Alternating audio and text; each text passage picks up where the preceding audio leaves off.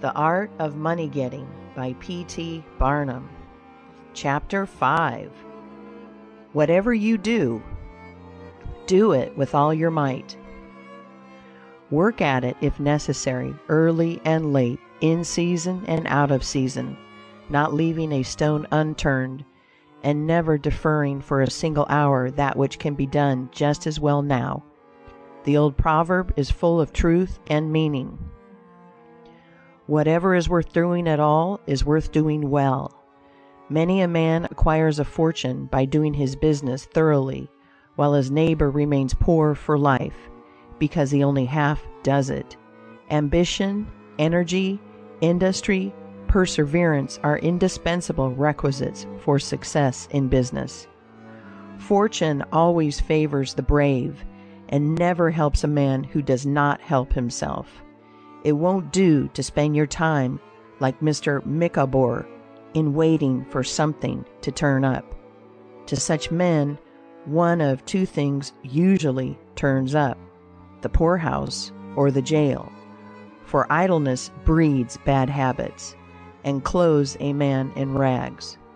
The poor spendthrift vagabond says to a rich man, "I have discovered there is enough money in the world for all of us. If it was equally divided, this must be done, and we shall all be happy together." "But," was the response, "if everybody was like you, it would be spent in 2 months, and what would you do then?" "Oh, divide again. Keep dividing, of course." I was recently reading in a London paper an account of a like philosophic pauper who was kicked out of a cheap boarding house because he could not pay his bill, but he had a roll of papers sticking out of his coat pocket, which upon examination proved to be his plan for paying off the national debt of England without the aid of a penny. People have got to do as Cromwell said: not only trust in Providence, but keep the powder dry. Do your part of the work, or you cannot succeed. Mahomet, one night while encamping in the desert, overheard one of his fatigued followers remark, "I will lose my camel, and trust it to God." "No, no, not so," said the prophet. "Tie thy camel and trust it to God. Do all you can for yourselves, and then trust to Providence, or luck, or whatever you please to call it, for the rest." Depend upon your own personal exertions. The eye of the employer is often worth more than the hands of a dozen employees. In the nature of things, an agent cannot be so faithful to his employer as to himself. Many who are employers will call to mind instances where the best employee have overlooked important points, which could not have escaped their own observation as a proprietor. No man has a right to expect to succeed in life unless he understands his business, and nobody can understand his business thoroughly unless he learns it by personal application and experience. A man may be a manufacturer. He has got to learn the many details of his business personally. He will learn something every day, and he will find he will make mistakes nearly every day. And these very mistakes are helps to him in the way of experiences, if he but heeds them. He will be like the Yankee tin peddler who, having been cheated as to quality in the purchase of his merchandise, said, "All right, there's a little information to be gained every day. I will never be cheated in that way again." Thus a man buys his experience, and it is the best kind if not purchased at too dear a rate. I hold that every man should, like Cuvier, the French naturalist, thoroughly know his business. So proficient was he in the study of natural history, that you might bring to him the bone, or even a section of a bone of an animal, which he had never seen described, and, reasoning from analogy, he would be able to draw a picture of the object from which the bone had been taken. On one occasion his students attempted to deceive him. They rolled one of their number in a cowskin, and put him under the professor's table as a new specimen. When the philosopher came into the room, some of the students asked him what animal it was. Suddenly the animal said, "I am the devil, and I am going to eat you."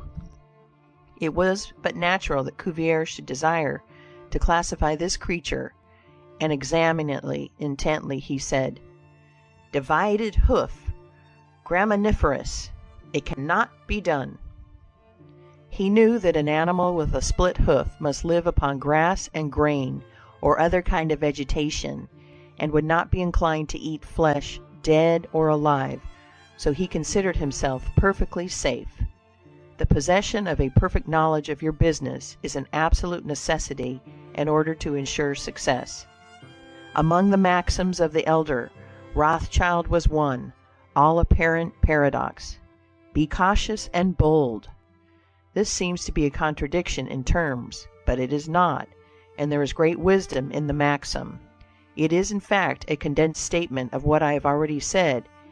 It is to say, you must exercise your caution in laying your plans, but be bold in carrying them out. A man who is all caution will never dare to take hold and be successful, and a man who is all boldness is merely reckless and must eventually fail. A man may go on 'change and make $50,000 or $100,000 in speculating in stocks at a single operation, but if he has simple boldness without caution, it is mere chance, and what he gains today he will lose tomorrow. You must have both the caution and the boldness to ensure success. The Rothschilds have another maxim: never have anything to do with an unlucky man or place.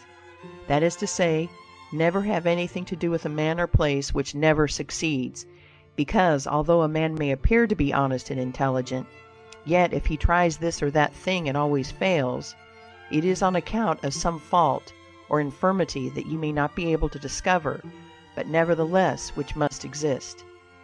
There is no such thing in the world as luck. There never was a man who could go out in the morning and find a purse full of gold in the street today, and another tomorrow, and so on, day after day. He may do so once in his life, but so far as mere luck is concerned, he is as liable to lose it as to find it. Like causes produce like effects. If a man adopts the proper methods to be successful, luck will not prevent him. If he does not succeed, there are reasons for it, although perhaps he may not be able to see